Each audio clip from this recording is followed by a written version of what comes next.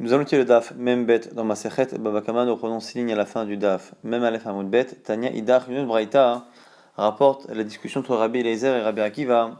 Amalo Rabbi Eliezer répond, Akiva, Kachani be'enecha, est-ce que je suis si peu important à tes yeux? Shedini, Beze Shechayemita, pour que tu penses que ce que j'ai dit concernait un taureau qui était Chayemita, que moi j'ai dit, Rabbi Eliezer encore une fois répète que lorsque la Torah nous dit, au Balachon Naki, que le propriétaire du taureau qui est Tam et qui a tué, il sera Naki, Rabbi Eliezer nous dit que ça nous apprend qu'il ne paiera pas même Chatsi Kofer. La somme que l'on paye qui est liée au fait d'avoir tué quelqu'un, ce Kofer, il ne paiera même pas la moitié lorsque son taureau est Tam. Il dit, est-ce que tu penses que je parlais vraiment d'un animal qui a tué? En pratique, évidemment que s'il a tué l'animal, il sera lui-même mis à mort et interdit au profit, et donc on ne pourra pas utiliser le taureau pour payer cet éventuel coffert. Or, on ne peut pour un tam ne payer que migoufo qu'avec l'animal lui-même qui est assurbana, donc c'est pas possible. Donc, évidemment que c'est pas ça que j'ai pensé. Endi est là, bemit kaven la rogeta bema verageta adam. Les mitri varag Israël, nitfalim verag ben kayama.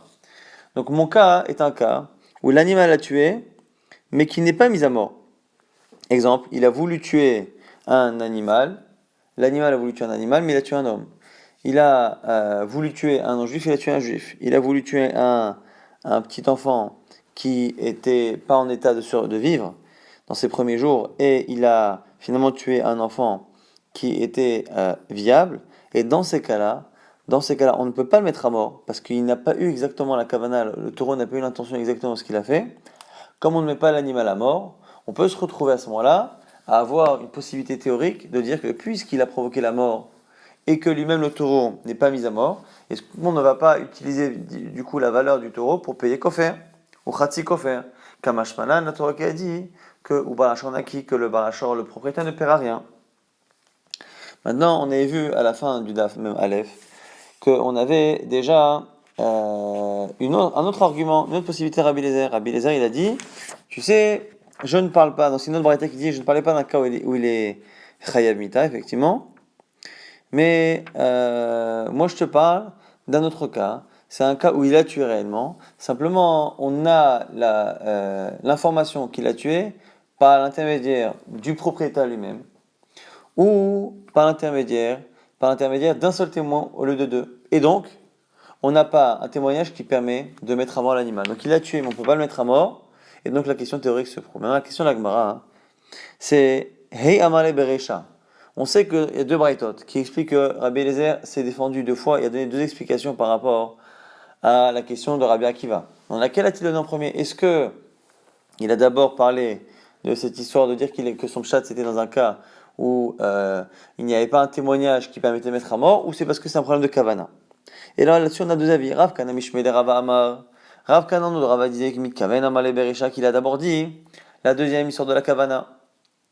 Et Rav Taviomi Mishmei Rava, et au nom de Rava, Rav Taviomi disait que c'était l'inverse. Et Mit Amale Berisha, qu'il a d'abord parlé du cas où il a mis à mort, mais qu'il n'y avait pas assez de témoins. Quelles sont les logiques des deux?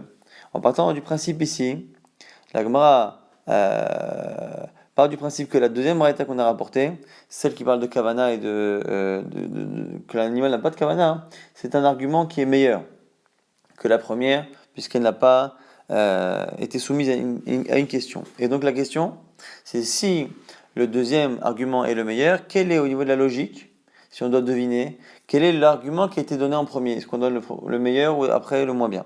Rav Kana Mishmei Rava Amar Mitkaven Amale Berisha. Rav Kana il pense que c'est le deuxième argument, donc le meilleur qu'il a donné en premier Mitkaven. Pourquoi? Comme quelqu'un qui pêche, Mashal Isaïd Shosholeh Dagim Minayam. Quelqu'un, un pêcheur qui pêche avec un filet en mer. Eshkach Abreve Shakil. Au début, il tombe sur de grands poissons et il les prend. Zoutre Shakil, et après il tombe sur des petits et il les prend aussi. Donc c'est pour ça qu'on peut imaginer qu'il a commencé par donner le bon argument, le plus fort, mais qu'après il a donné l'autre. Rav Taviomi Mishmei Rava Amar, maintenant l'autre avec qui dit au nom de Rava, que Emit Amale Berisha, qu'il a commencé par l'autre argument, le premier, qui est donc le moins bon. Lui, il explique par rapport à un autre type de comportement du pêcheur.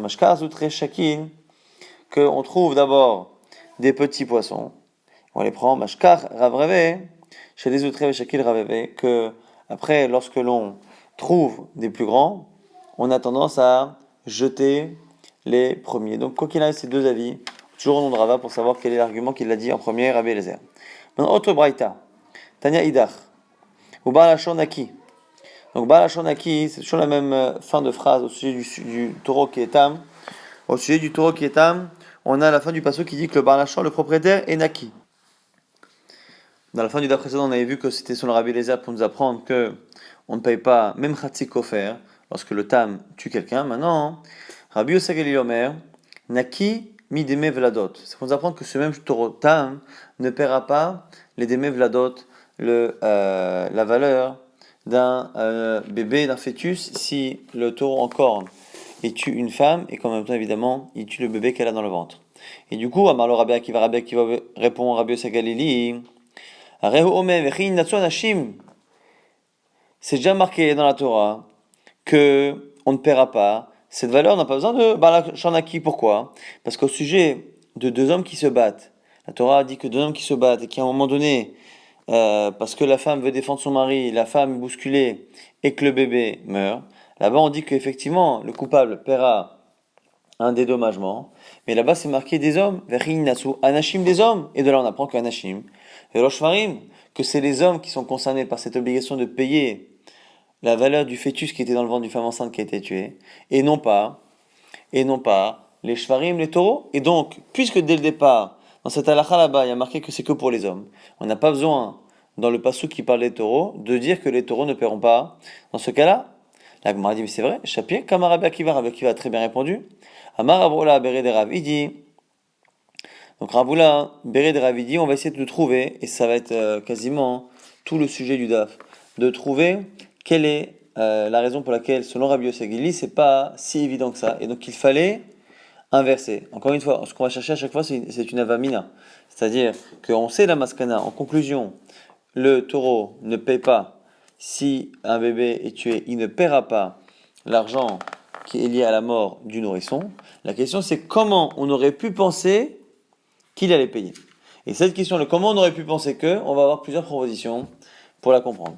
Première réponse de Ravula, Beret de Ravidi, c'est-à-dire Sakada Tachamina, tu aurais pu penser à Nashim, Velo Shvarim, Adomim la Nashim, que quand on dit qu'il n'y a que les hommes qui payent pour les fœtus, c'est pas les animaux, et pas donc les taureaux, c'est ceux qui se ressemblent.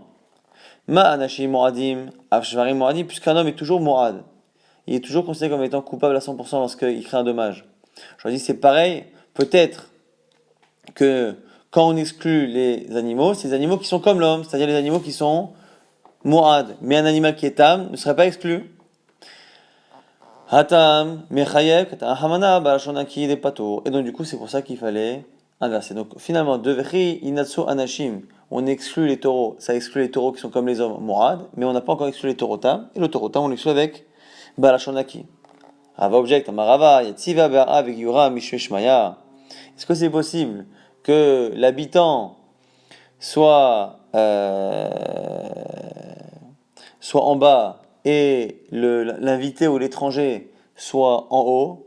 C'est-à-dire que c'est le monde à l'envers.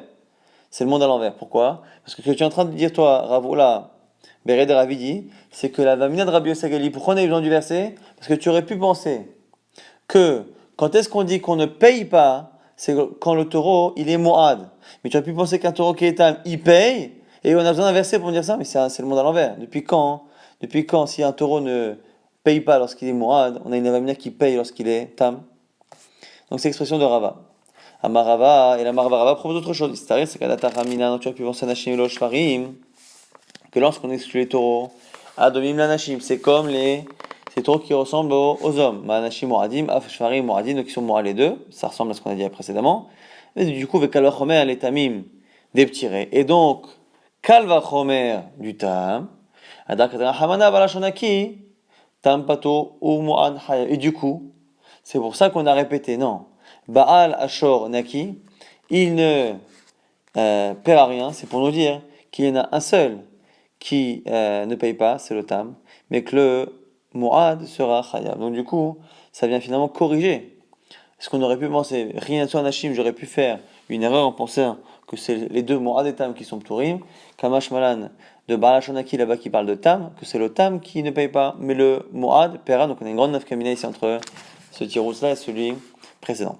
Amala Baye object maintenant et la mata, gabe boshet namini machi. Ton raisonnement, on devrait exactement l'appliquer à Bochette lorsque la blessure crée une honte à la personne.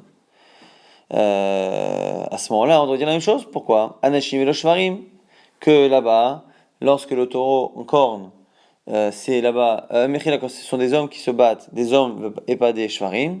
Adoim l'Anashim, donc du coup, ça exclut les taureaux qui ressemblent aux hommes. Anashim Moadim, Shvarim Moadim. Et Kalvachomel et Tamim, des petits raies. Donc j'aurais dit, ça exclut les taureaux Moad, a fortiori, ça exclut, et donc ça dispense les taureaux Tamim. Adakatan Hamada Balashonaki, mais après on a dit que le propriétaire sera Naki lorsqu'il est tam pato ou trayav, et du coup, on devrait faire exactement le même raisonnement que Rava dans Bochette, et nous dire que du coup, dans Bochette, quand l'animal cause une honte et que l'animal est tam, on ne paye rien, mais s'il est mourad, on paye. Alors, mais si tu voulais dire effectivement qu'on dit ça, et Achi, litne balashonaki, Rabbi Sagali Omer, pato mit beveladot mi Bochette. Si ça, la braïta qu'on a citée depuis le départ, qui dit que balashonaki, ça nous apprend, selon Rabbi Sagali, qu'on ne paye pas le démé du vlad du bébé, on aurait dû dire qu'on ne paye pas les démés du vlad et démé bochette de la honte. Or, ça n'a pas été dit, et donc c'est une preuve que c'est faux, et donc que le raisonnement qu'a utilisé Rava pour justifier l'histoire du vlad n'est pas vrai, parce que s'il existe ce raisonnement, on devrait l'appliquer de la même manière pour bochette, et à ce moment-là avoir une halakha en plus dans la braïta. Et là, on nous dit Abaye et Rava. En nouvelle réponse d'Abaye et Rava qui cette fois se mettent d'accord. Dans Retavayu, Anashim en Ason Beisha Yahanshu, Yesh Ason Beisha. Alors ici, c'est quoi la différence entre Anashim et Shvarim? C'est que les hommes, quand on dit qu'un homme se bat avec un homme et que ça provoque à un moment donné la mort d'un fœtus qui est dans le ventre de sa maman, on fait une différence. Quand est-ce que on paye la valeur du bébé? Lorsque la femme est tombée mais qu'elle n'est pas morte. Et Nasson Beisha, s'il n'y a pas eu de malheur à propos de la femme, ils paieront l'argent lié au fœtus. Yeshasson Beisha, si la femme est morte, ils ne paieront pas pour le vlad. Et l'obishvarim. Et en cela, on dit ça c'est pour les hommes et pas pour les shvarim, pour les taureaux. Pourquoi? Des afalgav, des asson, que finalement le taureau il paiera quoi qu'il arrive. Même si la femme elle-même est morte, il y a un chou. Adakatara hamana balashonaki, des patours. Et on aurait pu penser que c'est comme ça. C'est pour ça qu'on a dû dire à la fin, hein, balashonaki, pour nous dire que Bémet, que finalement il est patour le taureau. Donc pourquoi?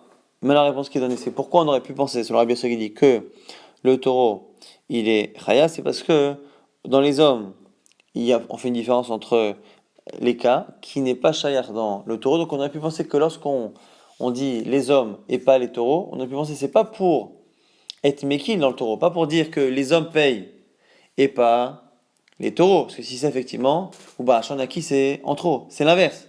Les hommes ne payent que dans ce cas-là, mais pas comme les taureaux qui paieront dans tous les cas. C'est ça qu'on aurait pu penser.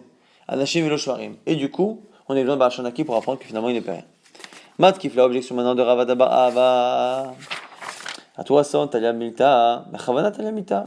Là, on dit, attends, mais depuis quand le Asson, pas Asson, ça change quelque chose par rapport au Vlad? Il te dit, ça ne doit pas rentrer en compte ici pour les animaux. La chose devrait dépendre de la kavana, de l'intention, et non pas de ce que la mère du fœtus est morte ou pas. C'est-à-dire que Ravada Bar Ava refuse de dire que la chose ne dépend que du sort qu'a subi la mère. Il faut aussi la kavana. Et là, Ravada Bar Ava, donc il propose autre chose, en incluant la kavana, Anashim kinit kavnu zelaze, afalgav shesh ason beisha ya'anshu. Les hommes qui se battent ensemble, même s'ils veulent chacun tuer l'autre, donc ils ont une kavana de tuer, et que la femme finalement, elle meurt, ya'anshu ils paieront.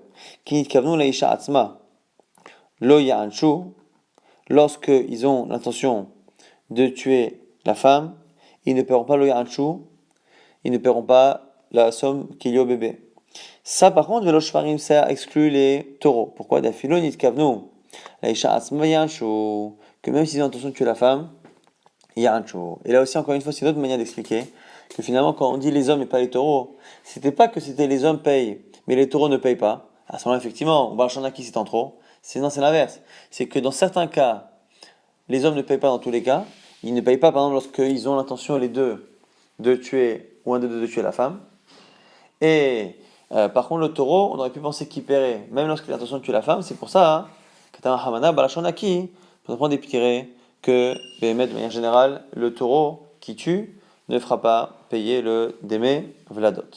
Et confirmation, Chen Kata Rav Chagai Midarom, lorsque Rav Chagai du Sud est venu, Ata va été Matinda Beyadi, il vient avec une Marita, qui va t'aider Ravada Barava comme Ravada Barava. Donc finalement, on a donc c'est ce limoud de Rabbi Sagali qui disait que au Barachonaki, c'est pour nous apprendre qu'on ne paiera pas les Deme Vladot, on ne paiera pas les Deme Vladot. Finalement, à la question de Rabbi Akiva, mais attends, mais quelle était la Vamina? Parce que c'est déjà marqué dans la Torah que l'histoire d'un bébé qui meurt et qu'on doit payer, qui est sur un Hachim, c'est les hommes, pas les taureaux. Donc pourquoi dire répéter au Barachonaki qui ne paye pas le taureau? C'est pas shoot, la Gemara dit non. Et la conclusion, c'est ça de Ravada Ba'ava, c'est qu'en fait, on aurait pu penser que les taureaux payent plus. On aurait pu penser que les hommes ne payent lorsque la chose s'est faite de manière indirecte, mais qu'ils n'ont pas eu l'intention de tuer la femme. Mais quand ils tuent la femme, de manière volontaire, ils ne paieront pas les démés du Vlad. On aurait pu penser que le taureau paye plus qu'un machin qui ne paie rien. Tanya Idar Od Braïta, toujours par rapport au même verset au Barchanaki, Rabbi Akiva Omer, Naki Mideme Eved. Donc après Rabbi Eliezer, qui disait que Barchanaki c'était, on avait dit au tout début, enfin plutôt à la fin du DAF, c'était pour nous dire qu'il ne paiera pas Khatsi Kofer. Rashi Sagli qui nous disait que c'était pour montrer qu'il ne paiera pas des Mevladot. Maintenant Rabbi Akiva qui dit Nakim Idme Eved qui ne paiera pas la somme du Eved. Si un Eved est tué par un taureau qui est tam, on ne paiera pas la valeur. La Gemara dit mais je comprends pas. Venima Rabbi Akiva les nafché. Mais pourquoi Rabbi Akiva ne s'est pas objecté à la même question qu'il a posée à Rabbi Eliezer? Qu'est-ce qu'il a dit à Rabbi Eliezer? Comment tu peux parler d'un éventuel kofer et dire que la Torah a besoin de me dire qu'on ne paye pas le kofer, alors que puisque on est dans Tam, on ne paye qu'avec la valeur de l'animal, et comme l'animal a tué, il sera mis à mort sans qu'on puisse profiter de son corps, et donc c'est incompatible. Comment on pourrait éventuellement payer à partir de ce taureau, alors que ce taureau sera mis à mort et interdit au profit? Donc dès le départ, la situation est impossible. Et donc c'est tout à fait logique qu'on ne paye pas ni Khatsi Kofer comme il avait objecté à Rabbi Eliezer, ni ici ce qui propose de payer des Me'eved, l'argent, la somme du Eved. On m'a dit, alors, Atzmo en Mishtalem, la Migoufo, là aussi on lui pose la même question, mais là aussi tu paieras que Migoufo, Avi Oleveddin, Veishtalem Lach, tu veux l'amener au Beddin et payer avec le taureau qui est mort, c'est pas possible. Amar Shmuel Bar, Rav Yitzhak, réponse de Rav Shmuel, Shekadam Ba'alav Ushrato, c'est un cas où il n'a pas été mis à mort, et que l'animal a été shrité. On a fait la shrita, il n'est pas mis à mort comme parce qu'il a. Mahoud était ma, qu'est-ce que tu aurais pu penser? Je t'allais miner, tu aurais pu penser qu'on peut payer avec les Deme Vladot, les Deme Eved, Kamash Malano, Ilu Barkatalahu, Afalgav de Shachate, Loli t'allais miner. Et du coup, c'est pour ça qu'on a besoin d'apprendre que non, Ba'achanaki pour nous dire que une fois qu'il est chayav mita le taureau, il est passible de la peine de mort, on ne peut pas payer avec, on ne paye pas de Eved. Ici c'est ça, les Rabbi Eliezer Namik, chez Kadam Ushrato. Alors pourquoi on n'a pas répondu ça pour Rabbi Eliezer? Parce que Rabbi Eliezer disait que on paye pas Khatsi Kofer. On a dit alors c'est dans quel cas? Il avait sorti deux cas, soit qu'il n'y a pas eu deux témoins mais un seul témoin, soit parce qu'il n'y a pas eu de kavana. Après on n'est pas parti chercher un cas comme ça, ou finalement il y a eu kavana, il y a eu tout ce qu'il faut, mais simplement on a fait la shrita de l'animal avant. La Gemara dit Achinami, ça va. Dilma itleta ama charina de adif mea ivenemale. Et la Gemara a dit que Rabbi Akiva, même s'il avait cette réponse en tête pour Rabbi Eliezer, il pensait que peut-être Rabbi Eliezer avait une autre réponse, donc il a tout de même objecté. La Gemara dit Rabbi Eliezer nami lishnele shekadam shrato. Maintenant la question c'est sur Rabbi Eliezer Atzmo, pour Rabbi Eliezer lui-même n'a pas répondu comme ça. Pourquoi il n'est pas parti chercher un cas plus simple comme ici, où on a fait la shrita, au lieu de mettre à mort, au lieu de dire que c'est un cas où c'est le propriétaire qui avoue, ou un seul témoin, où l'animal il a une kavana de tuer un animal et tuer un homme, ainsi de suite. Amalechas qui te répondrait, Atam, ou d'une kavana rogeta bema vargeta adam, shor la barkatala ou klal. Je préfère donner l'exemple là-bas, du cas où l'animal il a voulu tuer un animal, il a tué un homme, parce qu'au moins l'animal il n'est pas chayav mita. Là, tu aurais vraiment voulu penser qu'on paiera à ce moment-là le Khatsi Kofer. Et on a besoin d'inverser. Avalacha mais chez nous. Pourquoi il n'a pas sorti ce cas-là, Rabbi Eliezer? Parce qu'il pense que c'est pas chaud, c'est plus pas chaud. Pourquoi? À partir du moment où il a été jugé, l'animal, et qu'il a été mis à mort, et à partir du moment où il a donc encorné, dès qu'il est encorné, pour de bon, il est Chayamita. Et donc du coup, c'est évident que ce taureau-là, même si on l'a pas lapidé, il est évident que il a un statut directement d'animal qui est comme mort. Et donc c'est logique à la limite qu'on ne paye pas ni Kofer ou là ici qu'on ne paye pas des mères Eved. Mais moi j'ai préféré Rabbi Eliezer dans mon histoire de Khatsi Kofer parler d'un cas où à la limite tu aurais pu penser qu'il peut payer Khatsi Kofer. Pourquoi? Parce que finalement, il n'a pas tué réellement. Il a voulu tuer l'un, il a tué un autre. Donc tu aurais pu penser qu'il paye Kofer, parce qu'au niveau de la Kavana, c'est différent comme Hashmalan. On va dire, Rabia Kivana mi Vazaya Chiava. La Gemara dit, mais c'est vrai, il a raison, il a tellement raison. Rabbi Eliezer, qu'on se demande, Rabia Kiva, qui lui explique que son histoire de Me'eved, que tu ne payes pas la valeur du serviteur. C'est dans un cas où l'animal a tué le serviteur de manière volontaire, directe, mais simplement qu'on a fait la shrita avant de le lapider, cela veut dire qu'il va c'est pas shoot. Donc finalement, ce cas-là, il est tellement pas shoot que pourquoi il a dit que c'était ça le chidouj de la Torah?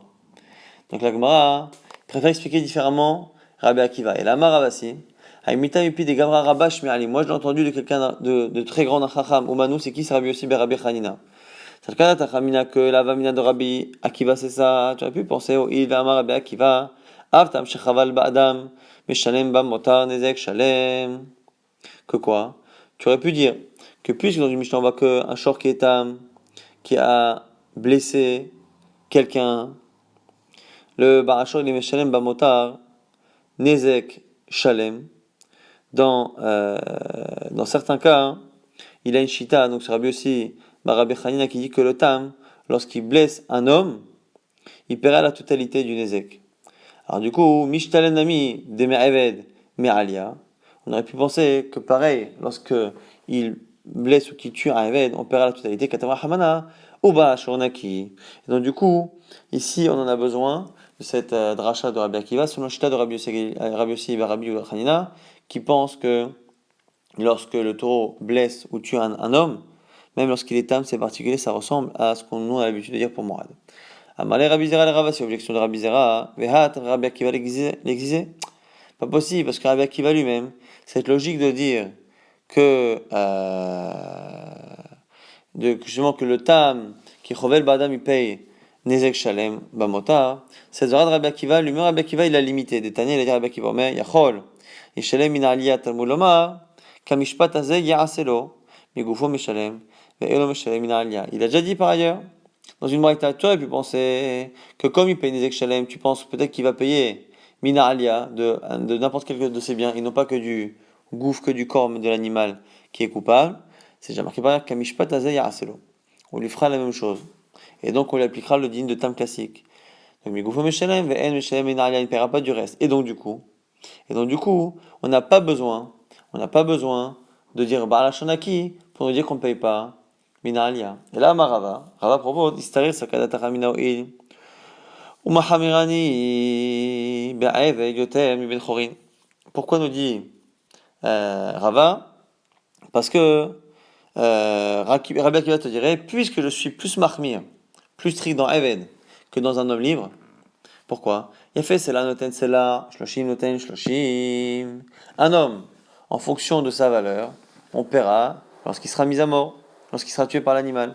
Mais par contre, le serviteur, il a fait c'est là, même s'il ne vaut qu'un c'est là. Noten shloshim, je donne 35 comme la Torah a demandé, indépendamment de la valeur qu'on a vu dans la Mishnah. Donc, Mishtalem, Namid, me Ayven Mina Ali, Akatana Hamana, Balashonaki. Donc, tu aurais pu penser qu'on paye la valeur du Ayven Mina Ali à partir des biens de la personne, Kamash Malan, que non. Et on a une braïta qui confirme la lecture de Rava, Tanya Kavate de Rava, Baalashon Naki, le propriétaire du taureau sera Naki, Rabbi Akiva dit Naki, Midme Eved, il ne paiera pas l'argent du Eved. Valodinu, pourtant c'est un calvachomer, il chiev Even, chiev Ben Chorid, puisque on paye pour un homme libre et pour un serviteur. Ma shechie bevet chorine, manière que lorsque on fait payer pour un homme libre qui est tué, ridakta. Bo ben tam fait une différence entre le tam moad shechie ben even. Pareil pour un even, nechayak. Bo ben tam moad, on fera la même chose. Et en plus, ve'od kalva chomer. Uma ben chorin noten kol shovia. Ridakta ben tam moad. Mais si le ben chorin, il doit donner toute la valeur de la personne tuée aux héritiers.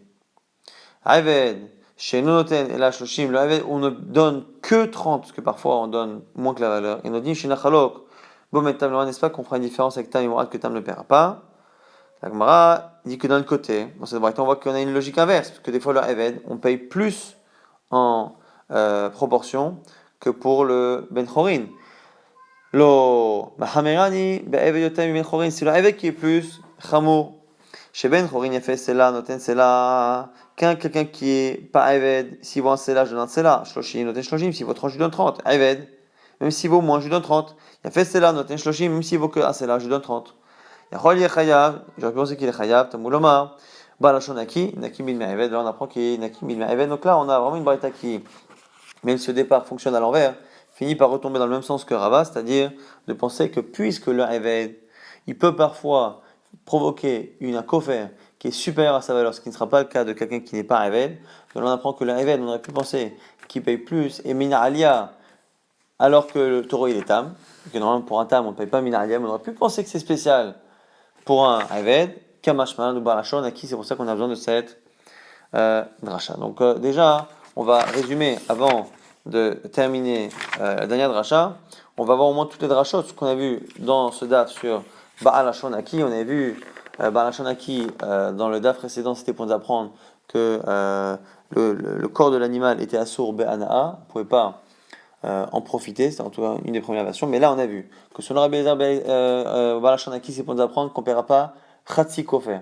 Dans un cas où l'animal n'est pas mis à mort, soit parce qu'on n'a pas un témoignage parfait, soit parce que la kavana n'était pas exactement de tuer cette personne-là, et donc on ne met pas à mort l'animal, et donc on aurait pu penser qu'avec le corps de l'animal qu'on peut encore utiliser, on aurait pu penser qu'on paye Khatsi Kofer lorsque l'animal est tam, Kamash Malan nous dira Bédézer, que Balashonaki, le propriétaire du taureau tam, ne paiera rien. Après on avait la dracha de Rabbi Yossi Galili, qui disait que c'était pour nous exclure des mevladot, que si le taureau qui est tam, et a encore né une femme et qui a tué le bébé, le fœtus qui avait dans son ventre, il ne paiera pas la somme du vlad, et on ne pouvait pas l'apprendre de la dracha qui dit que lorsqu'un homme tue un fœtus, il paye, mais c'est un homme et pas un taureau, parce que là-bas c'est un homme ne paiera que dans certains cas, mais on aurait pu penser qu'un taureau paye tout le temps, que le taureau ne paye jamais. Maintenant Rabbi Akiva dit que c'est d'aimer Ayved, que c'est la valeur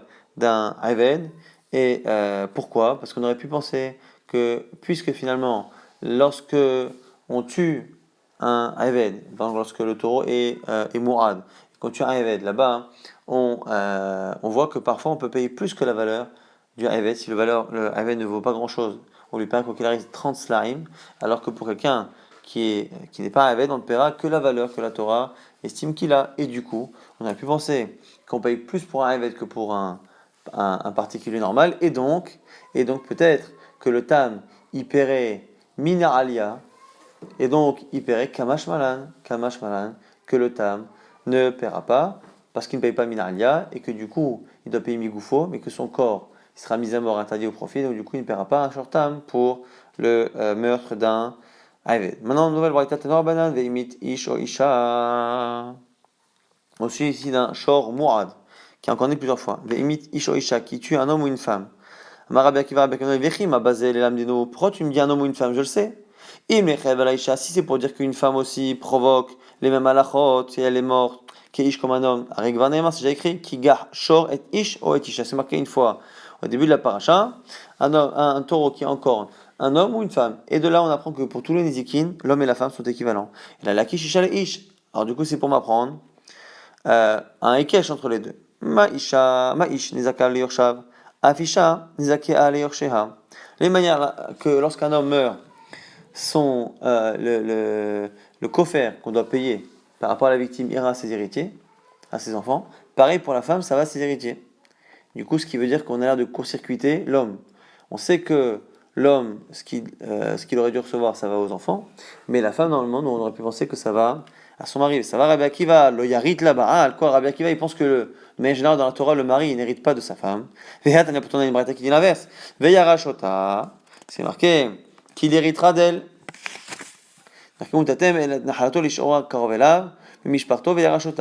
donnera son héritage à celui qui est proche de sa famille, Ve'erachota, il héritera d'elle. Ah bah c'est quoi? C'est le mari qui hérite de sa femme.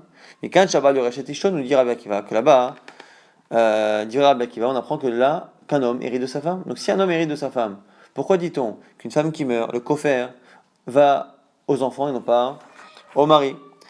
Réponse de Resh Lakish, Resh Lakish, lo amar et là, mais kofer. Ça n'est que pour kofer qu'on court-circuite le mari. Pourquoi? Puisque le paiement ne peut survenir qu'après la mort, et qu'après la mort ils ne sont plus mariés,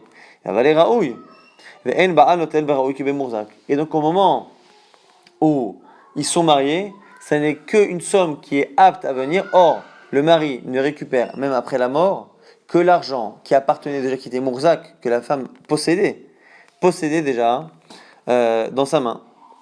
Et pas l'argent qui n'est pas encore là. Maïtama, pourquoi? Amakra vehemit ish o isha, asho isakel, ou be'al agan be'al avyumat, im kofay ou shat ala. Pourquoi est-ce que c'est marqué dans le verset là-bas que si un taureau tue un homme ou une femme, le taureau sera mis à mort, et les propriétaires, normalement parfois aussi, im kofay ou shat alav, et parfois il paiera kofer. De là on voit que kofer, c'est quelque chose qui se passe à la fin, et comme ça se passe forcément après la mort de la femme, le mari n'a pas droit à ces choses-là, donc c'est la seule chose dont il n'hérite pas, mais par contre, le reste, il en hérite, en tout cas selon Rabbi Akiva, qui pense que Verachota nous apprend qu'un homme hérite de sa femme.